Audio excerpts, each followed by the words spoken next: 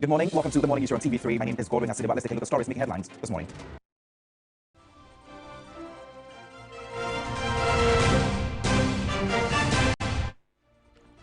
In the bulletin, family of asthmatic and diabetic patient arrested during anti-Galamsey protests, unable to contact their daughter despite distress calls from police about her deteriorating health condition.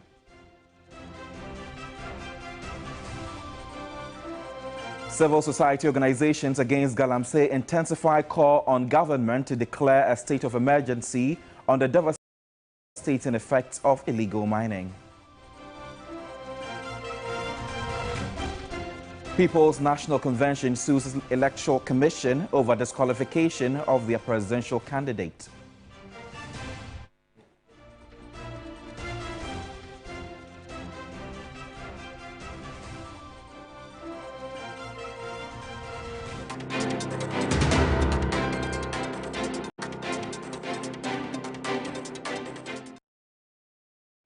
Also, be aware, Troubled Morgue documentary will be airing tomorrow at 9 p.m. on The Assignment. Let's get into the details. The arrest of Priscilla Toboli, a diabetic, asthmatic and glaucoma patient during Saturday's anti-Galamsey protest has taken a worrying turn. After law enforcement denied access to her for 3 days, her family received a distress call from a police officer who warned them that Priscilla's health was deteriorating while in custody.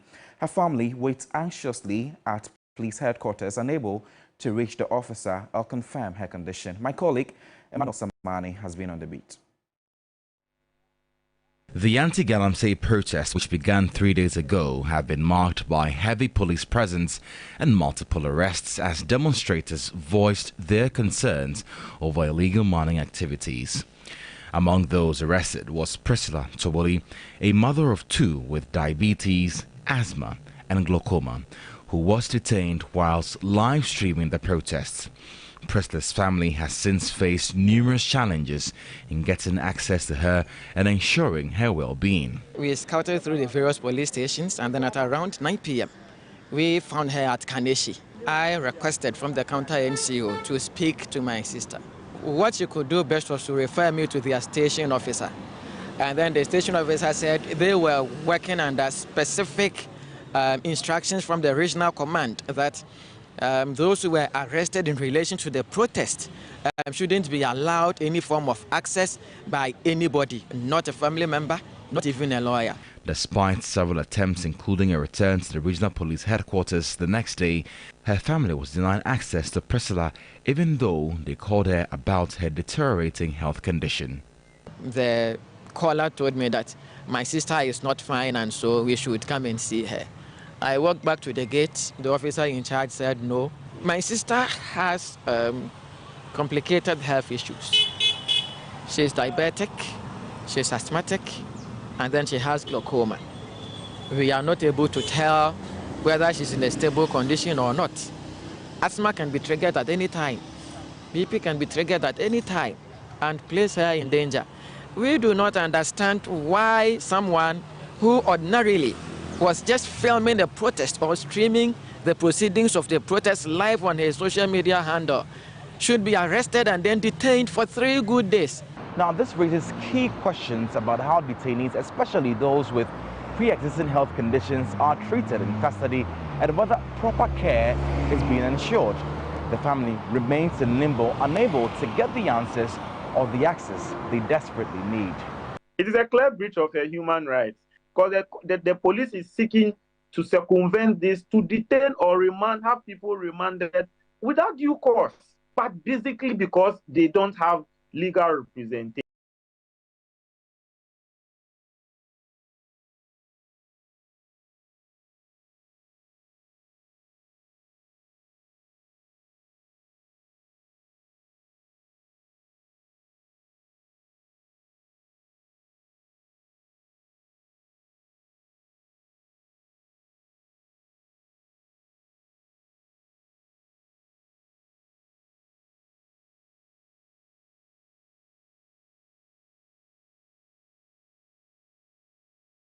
Patients against Galamsey have been remanded into custody after an Accra Circuit Court denied their bail application. They were slapped with multiple charges after the arrest on Saturday, September 21. Lord Edwasari has more. The protesters who were arraigned before 2 circuit courts in 3 batches included a lawyer, Elom Abebil, also known as Amagavna. 28 of them were charged with conspiracy to commit crime, namely unlawful assembly, causing unlawful damage, offense conduct conducive to breach of peace, assault on public officer. They, however, pleaded not guilty. The court denied them bail after weighing their misdemeanors. 11 others whose cases were heard in another circuit court were also denied bail but were remanded into prison custody after their lawyer prayed for an adjournment to study their charges. He was furnished with a charge sheet during the court hearing. The charges included the 5, in addition to defacement of public property. Their pleas were therefore not taken. The court issued a bench warrant for one of the protesters who was previously released on police inquiry bail but failed to appear in court despite being aware of the proceedings, according to the prosecution. Die one by one. 21st September. Die one by one. Today is my 10th year of broadcasting. You took me to Odoko. I've not eaten since that Sunday today. When is your trial? Madam, make way. Lawyer for 31 of the protesters, Noble Nelson Amedowonu, indicated that he was concerned about the whereabouts of his clients. Person why I'm here is Felicity Nelson, and she has not been brought to the court. So we have to look for where exactly she is, and I'm sure at the coming days, if we can't find her, we will bring habeas corpus application at the court to get her to be brought to the court. That's the question of the day, and same must be directed at the police. So we are also going to ensure that we will get exactly where they are being conveyed to. 3 of these protesters remain unaccounted for until October 8 and 11, where they'll be back in court for their case to be heard. 39 of these protesters will spend their days reeling either in police custody or prison custody. Lord Idwasari, TV3 News, Accra Circuit Court. Really heartbreaking. Meanwhile, some of the lawyers of the arrested demonstrators say they will use all legal means to get bail for their clients. He says some of the arrested protesters cannot be found. I don't know if you can hear me. Hello? Can you hear me? I can. Very well. We've been able to get accounts of some of them. We're still on the hunt to find, to trace where the rest of them are. It's rather unfortunate that after close to 72 hours after people have been picked up, we can't seem to locate where they are. It's 2024. You would think that some of these things have been left behind, but here we are experiencing it live and color. It's clear for everyone to see. So yes, some of them have been found and they were brought to court today. Bail was denied. The rest of them have not been found. We are still on the hunt for them. I guess it's as good as mine. Nobody is willing to talk to anybody. Everybody is just acting on some instructions from whoever, from wherever. I mean, it's clear for everyone to see the posture that the police has taken in this matter. For whatever reason, I don't subscribe to what they are doing, but I mean, clearly the forces that be need things to be the way they are, which is why they are the way they are. So yeah, they are not willing to, they are not forthcoming. I'm not sure they knew where some of them have been taken. They don't know. There's no record, which is why we are where we are. The people have been denied bail. We will try to use the law as much as we can. We'll try to file applications. We'll do what we can. But clearly, a position has been taken, and it's clear for everyone to see that someone is trying to teach these people a lesson. So we will do what we can, file our applications, and try to get them out of there. God help us. This is a story we are definitely keeping an eye on. The civil society organizations against Galamsey have intensified their call on government to declare a state of emergency on the devastating effects of illegal mining. The group in a subtle picket say government interventions so far have not yielded the desired result, hence the need for what they describe as a comprehensive section. Take a look. Civil society organizations, Arocha Ghana, Nature and Development Foundation, Civic Response, Eco-Conscious Citizens, CASA Initiative Ghana, Chopping Boss Ghana, comes as small groups continue to pile pressure on government to take decisive actions to confront the issues of illegal mining, with the latest being a 3-day demonstration by the Democracy Hub Group. The picketing happened concurrently at 4 intersections across the capital: the Fiesta Royal Junction, Kwame Nkrumah Interchange, Sky Tower Airport intersection, and the Ridge Roundabout, with individuals holding placards conveying different messages on Galamsey. We don't need a committee now. We don't need another report. They have been in office for a long time. They've had the opportunity. Every day they sit at the Ministry of Environment. What do they spend their time doing?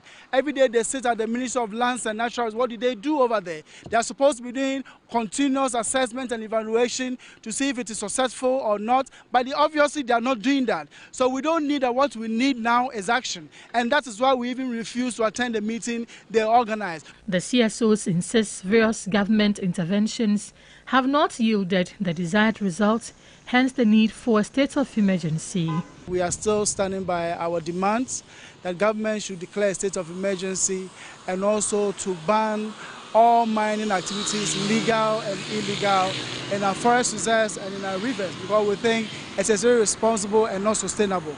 The protest also is part of activities to mark World Rivers Day, emphasizing the need to protect water bodies from the damaging effects of illegal mining. So what is next for the CSOs is that they tell me government has received the rates of summons regarding the issue of the LI 2462, and they are waiting for the legal battle to begin. Until then, they'll continue to use legal and responsible means to communicate their demands and calls on government. Grace Hamwa Juman, TV3 News, Accra. The Ghana Institute of Freight Forwarders, GIF, and other groups have raised concerns over the imposition of various arbitrary fees by shipping lines. The fees, according to GIF, is pegged against the US dollar, a violation of the Bank of Ghana regulations, and place undue financial pressure on businesses. Joseph Armstrong and Joycelyn Enum have the rest of the story. Have described these fees as exploitative practices by the shipping lines.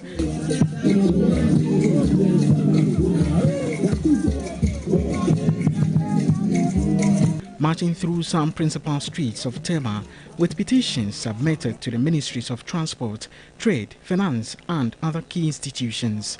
They called for immediate regulatory action. The protest also seeks to address a practice in which shipping lines, contrary to the Customs Act of 2015, are engaging in customs brokerage, sidelining freight forwarders and monopolizing services in a manner that the association views as anti-competitive. If you continue to take every city from the importer or from the shipper or from the trader, there will be nothing for you even to carry anymore. So these are our demands. That we are in 14 days. You guys give us 7 days. We are giving 14 days. Because the actions that will follow, we don't want to preempt them. Some of the clearing agents told TV3 that many of their mates have folded up, with many more getting out of business. When you go to any other country within the sub-region, there's nowhere that you can find a country being in charge the cost that is imposed on Ghana when we bring in our goods. We are charged in and out of the freight, whilst when you go to other countries, they obey the laws that govern the transportation system. That is why we are saying enough is enough. Thank you. These things must stop.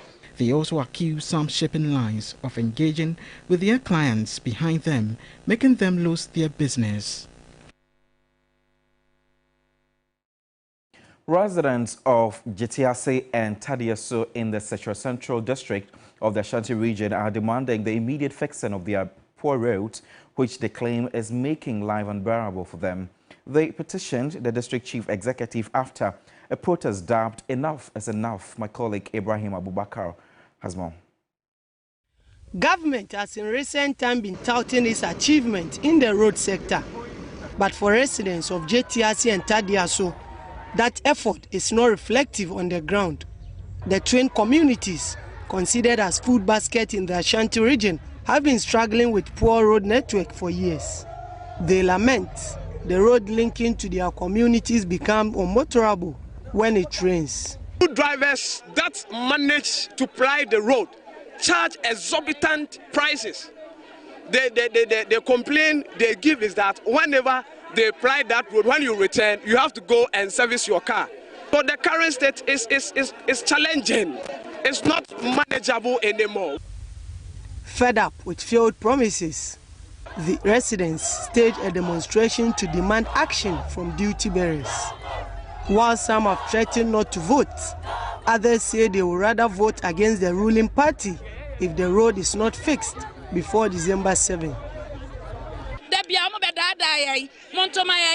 They keep promising to fix the road, but after elections, they don't step foot in this town again.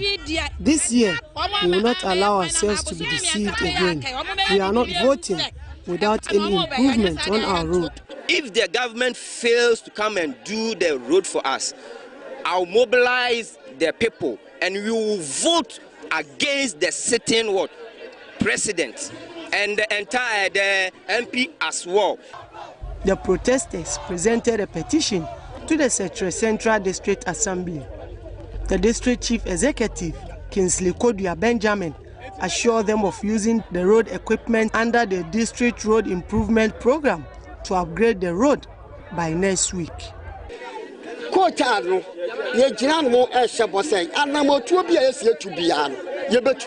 We are pushing hard for the tarring of the road, but in the interim, we will use this drip equipment to upgrade the JTC road.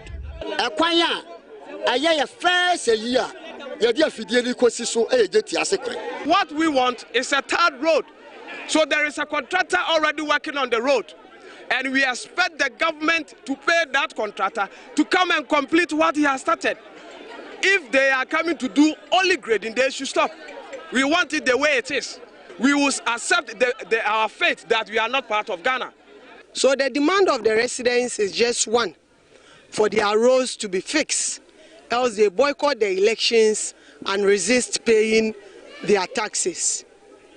Ibrahim Abubakar, TV3 News, JTC, Ashanti Region.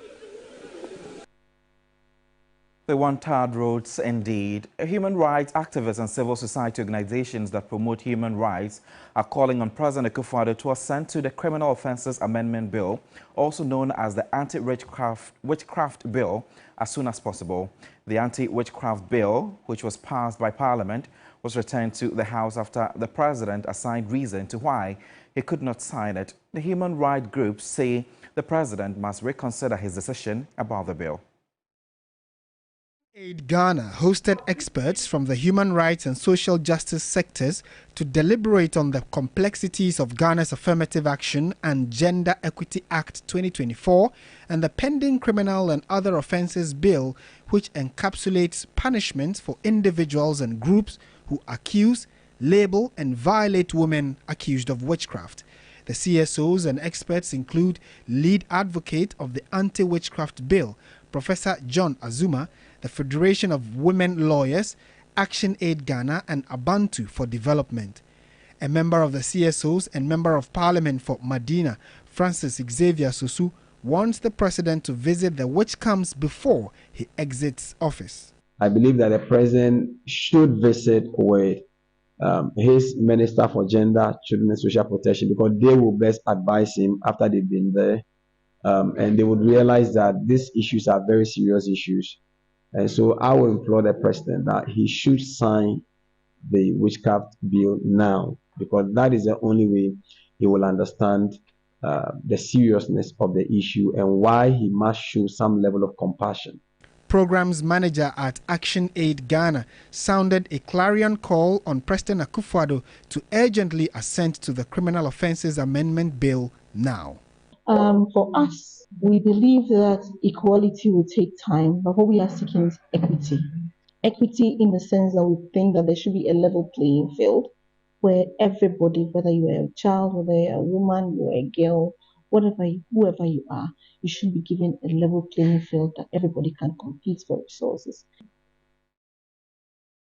The People's National Convention and its presidential candidate has sued the Electoral Commission over its decision to disqualify their presidential candidate, Bernard Amba Taylor Mona.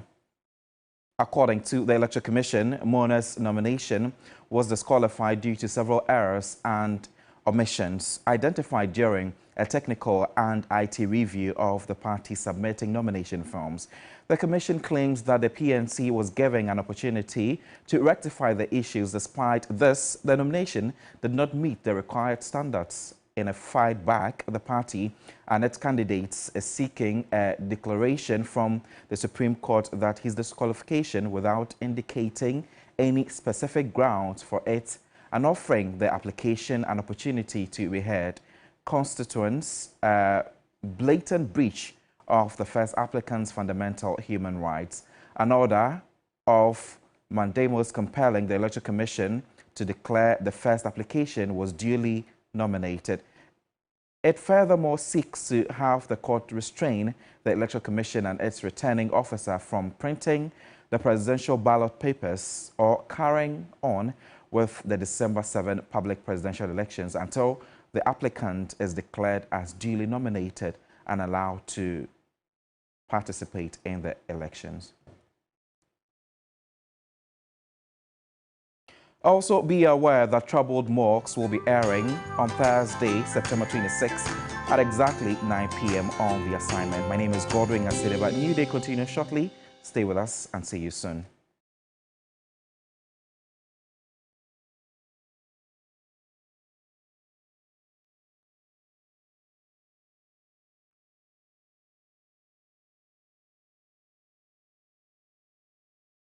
In a world where every moment counts, one team stands ready to deliver the